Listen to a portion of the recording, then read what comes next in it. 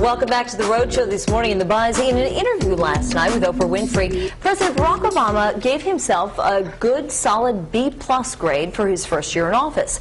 Primetime Special covered his year in office so far through Obama's eyes. The President said that the only thing that stands in the way of giving himself a better grade is the fact that some elements of his agenda remain undone, mainly health care reform and putting more Americans back to work.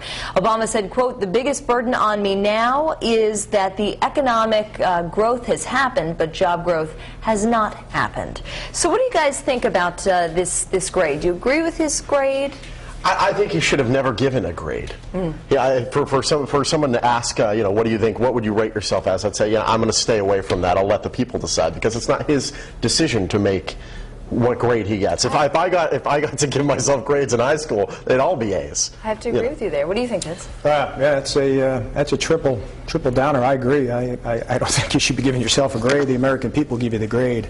I think it's somewhat, I don't know, but it just appears to be coming off as somewhat arrogant to give yourself a grade, especially one of a B+, and then add on to it saying, well, it would be higher if not for X, Y, and Z. Right. Yeah. I have to give Michelle Obama's dress that we saw in that video there an A+. I will say that. The other thing, though, is that, I'll say fine, it's a B for effort, but when you're looking at an economy that is a D or an F grade, how do you resolve those two? It's not just that. He's got 6 or 7 things on the table that need to be taken care of. Yeah. He's putting, in my opinion, he's got the cart before the horse, and he's putting all his eggs in his basket in health care. I think all the eggs in the basket should be putting people back to work. Yeah. And that's the thing. I mean, especially here in the Ocean State, where we have such a high unemployment rate, we want to see our home values go back up. We want to see our neighbors go back to work. How about just cashing a paycheck? Yeah. Exactly, and I'll tell you, with the jobs comes health care. Yeah. So there's your first half of health care. Now, don't get me wrong, I'm actually for a health care reform. I'm completely for it, but the jobs should be the first thing. But this health care has become so convoluted. Yeah. It has been watered down so many times, changed so many different times, that you can't make heads or tails of it on a daily basis. By the end of this, we'll have a free Band-Aids. Yeah, I mean, you really can't. And the other thing that he talks about is that, and he says here, quote, "We are on our way out of Iraq." What does that mean? Right. At the end of the day, we leave Iraq, but what do we leave?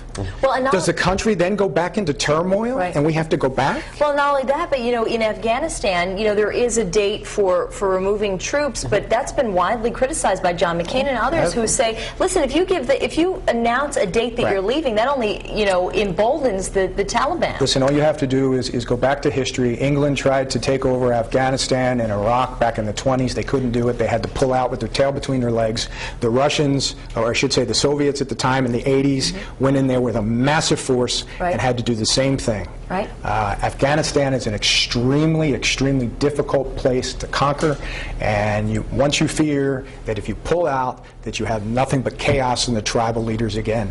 And I fear that that's what you're going to have. I have to ask Courtney Caladriu what people are saying on the live blog, because, Courtney, I think at the front of everybody's minds is this idea that people, especially in the Ocean State, they just want to get back to work. Absolutely. I mean, that is the consensus here on the live blog, and all the comments sound exactly the same. Let me read a few of them for you on our live blog, foxprovidence.com. This one's from one artist who says, while health care reform is something we need to do, finding a job to pay for health care is more important, I think. And this one here is from Lisa, and she says, I think jobs come first because everyone needs a job to survive, and the health care can be taken care of with a job, hopefully.